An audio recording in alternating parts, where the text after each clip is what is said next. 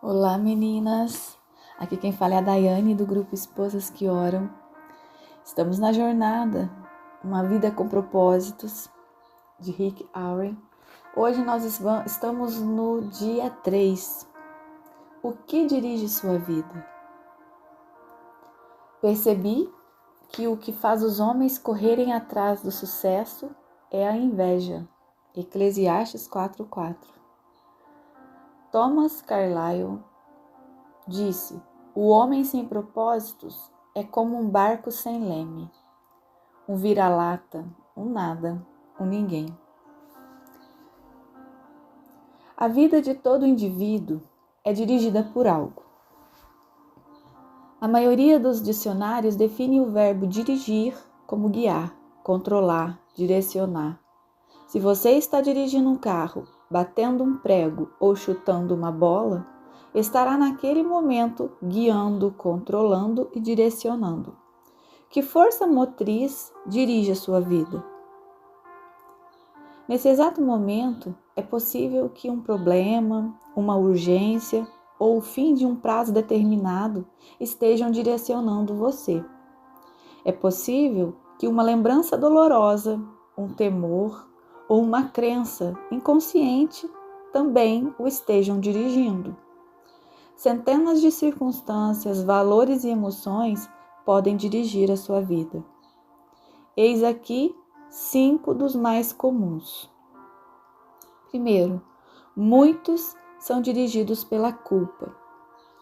Algumas pessoas passam a vida inteira fugindo do remorso e ocultando a vergonha.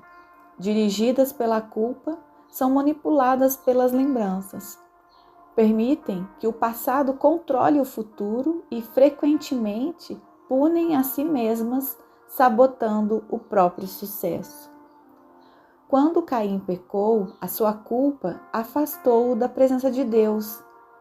E Deus lhe disse: você será fugitivo errante pelo mundo. Gênesis 4:12. Esse quadro descreve a maioria das pessoas hoje em dia. Andar pela vida sem propósito. Somos produtos de todo do nosso passado, mas não precisamos ser prisioneiros dele.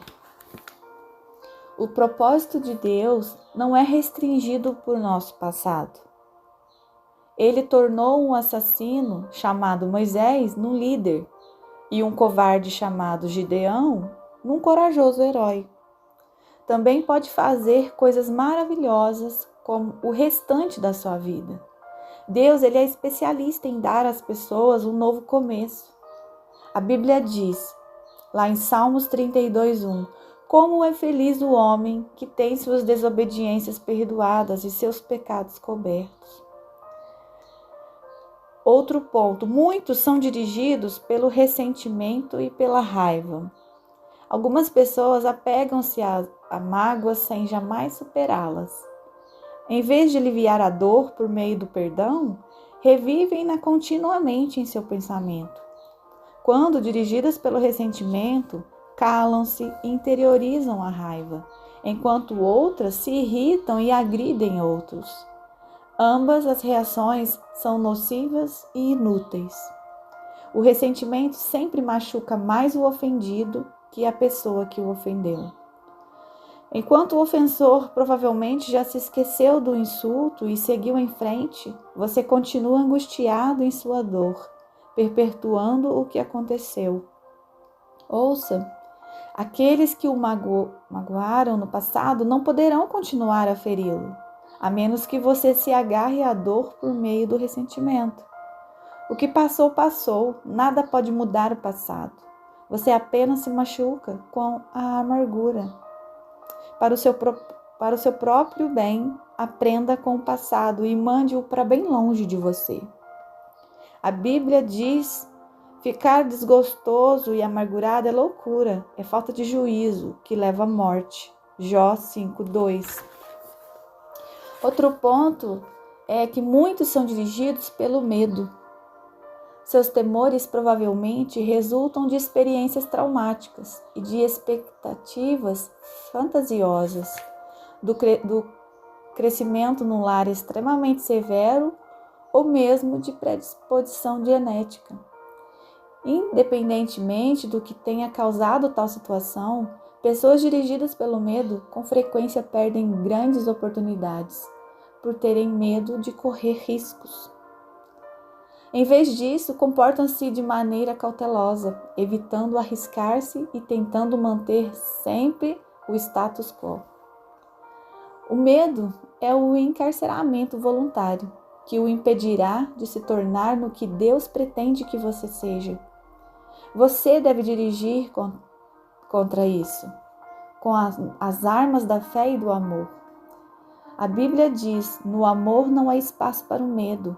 O amor amadurecido expulsa o medo, considerando que o medo causa uma vida vacilante e cheia de temores. Medo da morte, medo do julgamento. Podemos dizer que quem tem medo não está completamente aperfeiçoado no amor. 1 João 4,18. Outro ponto é que muitos são dirigidos pelo materialismo. O desejo de adquirir é o único objetivo na vida de algumas pessoas. O impulso de sempre querer mais se baseia na concepção equivocada de possuir mais e que o tornará mais feliz. Mas, mais importante e mais protegido, contudo, isso são 3 expectativas falsas. Os bens materiais trazem felicidade apenas temporária. A situação de constante tranquilidade acaba gerando tédio, e então passamos a desejar novidades, coisas maiores e melhores. Também há um mito, a concepção de que, quanto mais bens eu adquirir, mais importante serei. Autoestima e riquezas materiais não são sinônimos. Nosso valor não é determinado por nossas posses, e Deus deixa claro que as coisas mais valiosas na vida não são os bens materiais. O mito mais comum a respeito do dinheiro é o de que quanto mais dinheiro se tem, mais protegido se está. E isso não é verdade. As riquezas, elas podem ser perdidas num piscar de olhos por uma quantidade considerável de fatores que fogem do nosso controle. A verdadeira segurança só pode ser encontrada naquilo que jamais poderá ser tomado de você: o seu relacionamento com Deus. Outro ponto é: muitos são dirigidos pela necessidade de aprovação. Algumas pessoas, elas permitem que expectativas alheias de pais, cônjuge, filhos, professores ou amigos controle a sua vida. Muitos adultos ainda tentam ganhar a aprovação de seus pais, que nunca estão satisfeitos. Outros são dirigidos pela pressão social do grupo a que pertence, sempre preocupados com o que os outros podem pensar. Infelizmente, os que seguem a multidão quase sempre acabam perdidos nela. Não conheço todas as chaves do sucesso, mas uma chave para o fracasso é tentar satisfazer a todos. Ser controlado pela opinião dos outros é uma forma segura de jamais atingir os propósitos de Deus para a sua vida. Jesus disse: ninguém pode servir a 2 senhores. Mateus 6:24. Outras influências ainda podem dirigir a sua vida, mas todas levam ao mesmo impasse: potencial não aproveitado, estresse desnecessário e uma vida não realizada.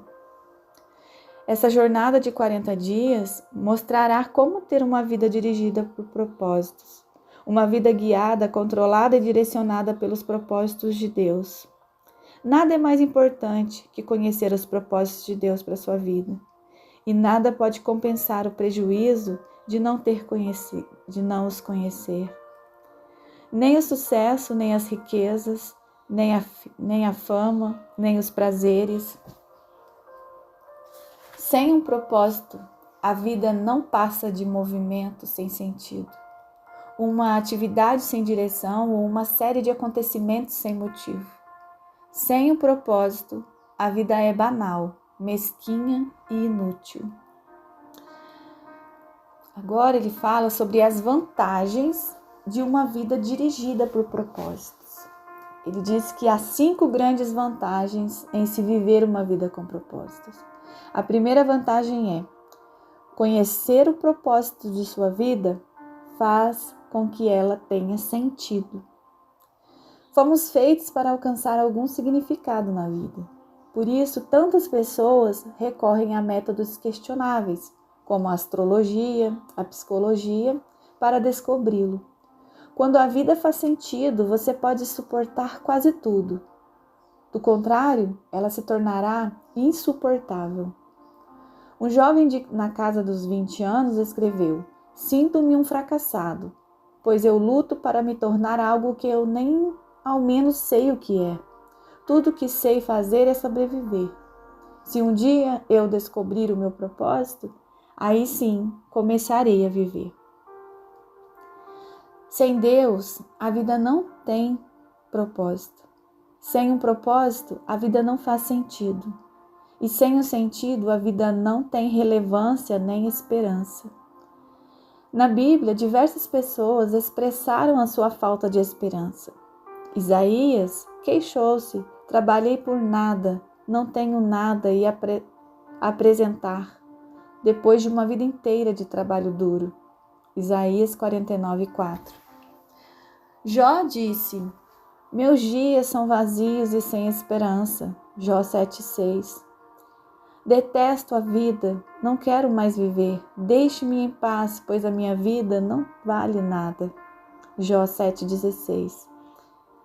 A maior de todas as tragédias não é a morte, mas é a falta de propósito na vida. A esperança é tão essencial para a vida quanto são o ar e a água. É preciso ter esperança para lutar. O doutor Bernie Siegel descreveu que podia prever qual dos pacientes com câncer apresentaria melhoras. Ao perguntar: "Você quer viver até os 100 anos de idade?", os que tinham profunda noção de propósito da vida respondiam que sim, e eram aqueles com maiores probabilidades de sobrevivência. A esperança, ela é resultado de se ter um propósito. Se você tem se sentido sem esperança, não desista. Mudanças maravilhosas acontecerão em sua vida quando você começar a viver com propósitos. Deus diz: "Sei os planos que tenho para vocês, planos para o bem e não para lhe causar aflição. Eu lhes darei esperança e um futuro promissor." Jeremias 29:11. Talvez vocês estejam com a sensação de estar enfrentando um problema insolúvel, mas a Bíblia diz lá em Efésios 3:20, Deus é capaz de fazer muito mais do que nós jamais ousaríamos pedir, ou mesmo imaginar, infinitamente além das nossas mais sublimes orações, anseios, pensamentos e esperanças. Ele pode muito mais. A segunda vantagem é conhecer seu propósito vai simplificar a sua vida. Ele define o que faz e o que não faz. O propósito é o padrão pelo qual você avalia suas ações, para saber as que são essenciais e as que não são. Basta perguntar: essa ação me ajudará a cumprir o propósito de Deus para minha vida? Sem um propósito claro, ficamos sem alicerces para fundamentar as decisões, dividir o tempo e empregar os recursos. A tendência será tomar decisões com base nas circunstâncias, nas pressões do momento ou nas variações de humor. Quem não conhece o seu propósito exagera nas atividades, e isso causa estresse, fadiga e conflitos. É impossível fazer tudo o que as pessoas querem que você faça. Seu tempo é suficiente apenas para fazer a vontade de Deus. Se não consegue realizá-las por completo, significa que está tentando fazer mais do que Deus pretendia que você fizesse. Ou, possivelmente, está assistindo muito programas de televisão. Ou, hoje em dia, está passando muito tempo no celular. Uma vida dirigida por propósitos conduz-nos a um estilo de vida mais simples e a uma agenda mais saudável. A Bíblia diz: a vida presunçosa e cheia de pompa é uma vida vazia, mas a vida simples e sincera é uma vida plena.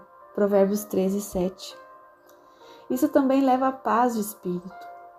Tu, ó Senhor, dás paz e prosperidade às pessoas que têm uma fé firme, às pessoas que confiam em Ti. Isaías 26, 3. Outra vantagem é conhecer seu propósito ajuda a estabelecer prioridades. Isso faz que esforços e energias se concentrem no que é importante. Você se torna eficiente ao ser seletivo. Faz parte da natureza humana distrair-se com assuntos de menor importância.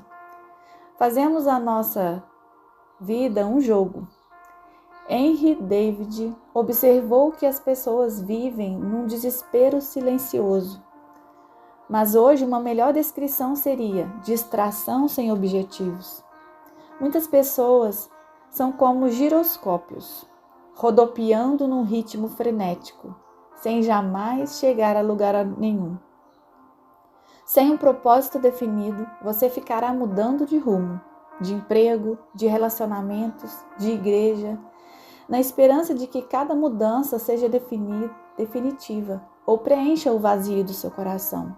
Você pensa, talvez seja diferente dessa vez, mas isso não resolve o verdadeiro problema, que é a falta de foco e de propósito. A Bíblia diz: não se descuidem, tentem entender o que o Senhor quer de vocês. Efésios 5:17. A capacidade de concentração pode ser verificada na luz. A luz difusa tem impacto e energia reduzidos, mas você pode concentrar o foco. Com uma lente de aumento, os raios de sol podem ser concentrados a ponto de atear fogo à grama ou a um pedaço de papel. E quando a convergência da luz é maior, como a de um raio laser, ela pode até cortar o aço. Não há nada tão poderoso quanto uma vida direcionada, isto é, vivida com propósitos. O homem e a mulher que mais influenciaram a história estavam concentrados numa direção. O apóstolo Paulo, por exemplo, ele difundiu o cristianismo no Império Romano praticamente sozinho. O seu segredo era uma vida direcionada. Ele disse: estou concentrando minhas energias unicamente nisto. Esquecer o que já passou e avançar para o que está à minha frente. Filipenses 3:13. Se você quer que a sua vida cause impacto, dê-lhe uma direção. Pare de andar em círculos. Pare de tentar fazer tudo. Faça menos. Elimine até mesmo as boas atividades, concentrando-se apenas no que for mais importante. Jamais confunda atividade com produtividade. Você pode estar ocupado sem ter um propósito. Mas para quê? Paulo disse: assim, os interessados em tudo que Deus tem para nós devem se manter focados no alvo. Filipenses 3:15. Outra vantagem é conhecer o seu propósito traz motivação. O propósito sempre produz entusiasmo. Nada mais estimulante que um propósito claro. No entanto, a paixão se esvai quando falta propósito. Até mesmo levantar-se da cama se torna um fardo. Normalmente, é o trabalho sem sentido que nos esgota, consome nossa força e nos rouba o prazer, não o excesso de trabalho.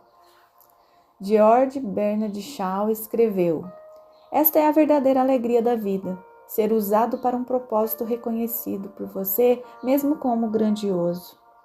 Ser uma força da natureza, em vez de um amontoado inconstante e egoísta de ressentimentos e lamentações, sempre reclamando que o mundo não se esforça para torná-lo feliz. A última vantagem apresentada é que conhecer o seu propósito irá prepará-lo para a eternidade. Muita gente passa a vida tentando criar um legado. Tais pessoas querem ser lembradas depois que elas partirem. Entretanto, o que em última análise mais importa não é o que os outros dizem sobre sua vida, mas o que Deus diz. O que as pessoas não percebem é que todas as realizações acabam. Elas acabam sendo superadas. Recordes são quebrados, reputações não subsistem, né? As homenagens são esquecidas. E na faculdade, a meta do James Davison era ser campeão de tênis da instituição. Ele se sentiu orgulhoso quando viu a sua taça exposta no local de destaque da sala de troféus. Apenas anos mais tarde, alguém lhe enviou o troféu pelo correio. Eles o haviam achado numa lata de lixo durante uma reforma na escola. James disse: "Um dia, todos os seus troféus serão jogados no lixo por alguém." Viver para criar um legado é um objetivo sem perspectiva. Uma utilização mais sábia do tempo é construir um legado eterno. Você não foi posto neste mundo para ser lembrado. Você foi colocado aqui a fim de se preparar para a eternidade. Chegará o dia em que você estará diante de Deus e Ele fará uma auditoria em sua vida. Um exame final, antes que você ingresse na eternidade. A Bíblia diz em Romanos 14:10, lembre-se, cada um de nós comparecerá diante do tribunal de Deus. Sim, cada um de nós terá que prestar contas de si mesmo a Deus. Felizmente, Deus quer que passemos no teste. Por isso, Ele nos deu as perguntas antecipadamente. Pela Bíblia, entendemos que Deus nos fará duas perguntas fundamentais. A primeira: o que você fez com meu filho Jesus Cristo? Deus não irá perguntar sobre a sua formação religiosa, sobre a sua visão doutrinária. O único ponto importante será: você aceitou o que Jesus fez por você? Aprendeu a amá-lo e a confiar nele? Jesus disse em João 14,6: eu sou o caminho, a verdade e a vida, e ninguém vem ao Pai a não ser por mim. A segunda pergunta será: o que você fez com o que eu lhe dei? Isso é, o que você fez com a sua vida? As dádivas, os talentos, as oportunidades, a energia, os relacionamentos e os recursos. Enfim, tudo que Deus deu a você. Gastou-os com você mesmo? Ou fez uso deles para propósitos que Deus tinha para você?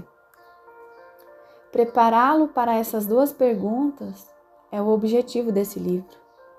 A primeira irá determinar onde você passará a eternidade. E a segunda determinará o que você fará lá na eternidade. Ao terminar este livro, você estará pronto para responder essas duas perguntas.